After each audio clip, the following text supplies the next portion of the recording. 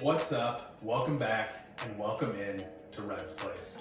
Today's another Good News Thursday, which if you're new, Good News Thursdays, we run down some good news stories, talking about a little bit. Links will be in the description. And I like to do this just because I feel like there's so much bad news in the world. It's nice to hear some good news stories. I take joy in trying to find these every week and seeing what's out there. And hopefully you enjoy listening to them and potentially reading about them afterwards. There was a good news story that I was going to include here. I went back to the comments. Billy, someone who watches the videos, commented and said, here's a good news story. And I just went back to go find it in the comments and the comment's gone. So if you want to re-comment or whatever, let me know and just put it in there. I'd be happy to talk about anything you guys think is good news that's out there. Yeah, take a look at it and talk about it because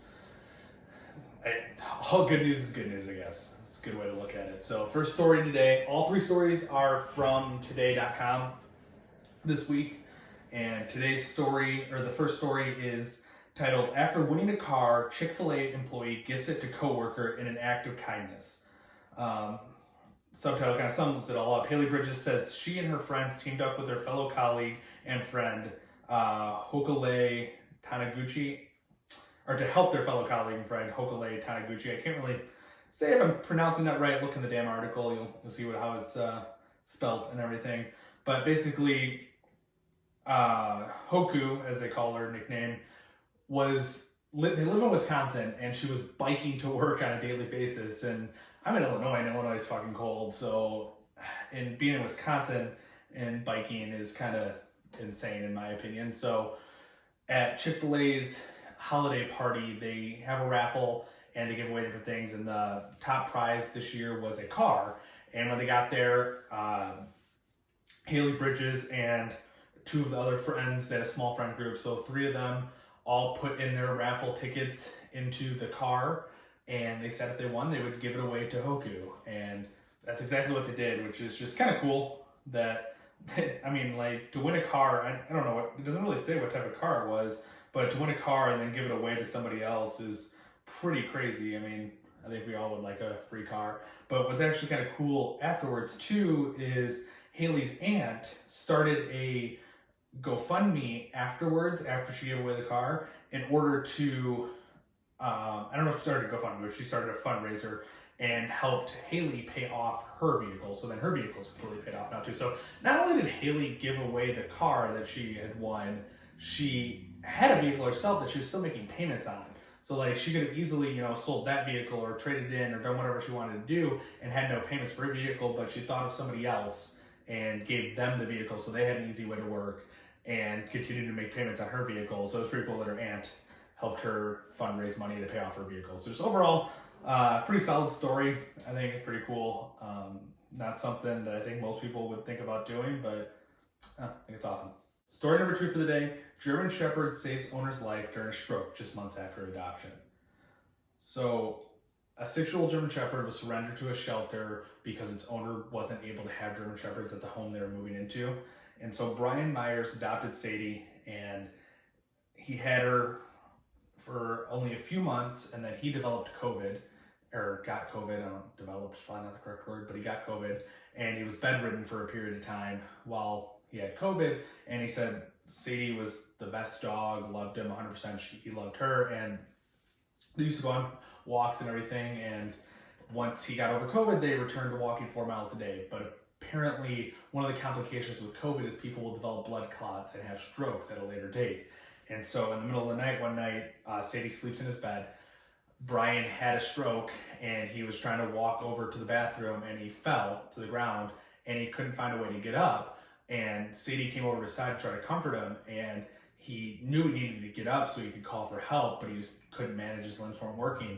But what he did was he grabbed under her collar, and as soon as he grabbed under her collar, she started backing up, and he used her as a kind of a counterweight to pull himself across the floor and use whatever strength he had so he can get over and call for help. So she ultimately probably saved his life, and he is going to be getting out of the hospital here, it says Tuesday. And so he's been in the hospital, but he's hoping to get back to the dog, which is just kind of a cool story. And I don't know, I think anytime a pet does anything, it's pretty awesome.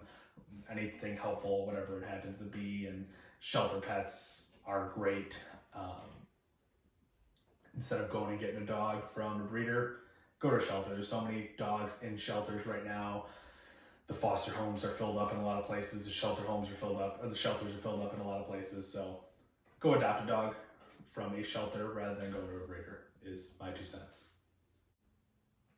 Third and final story for the day headline is student who made $30,000 from GameStop donates games to Children's Hospital. So a 20-year-old Cornell student who's a Minnesota resident or Minnesota native, comes from Minnesota, got in on the GameStop frenzy, and he was not original, but he's been a member of Wall Street Beat since 2019. And so he was in on GameStop early. He made $30,000. I don't really say what his original investment was, but he did make $30,000. And with the $30,000 he made, he didn't make like a massive donation, but he made a pretty significant donation.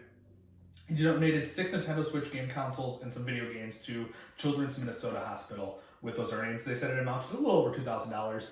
And it just, he said, as a beneficiary of the recent events on Wall Street, I think it's important that myself and others pay forward our good fortune. And so hopefully he's going to do more than just this, but he said, I am proud to announce my humble donation of 6 Nintendo Switches and games to go with them to the Children's Minnesota Hospital. Can't stop, won't stop. Was his part of his quote under his Instagram post. And parents have been very happy. The kids have been very happy.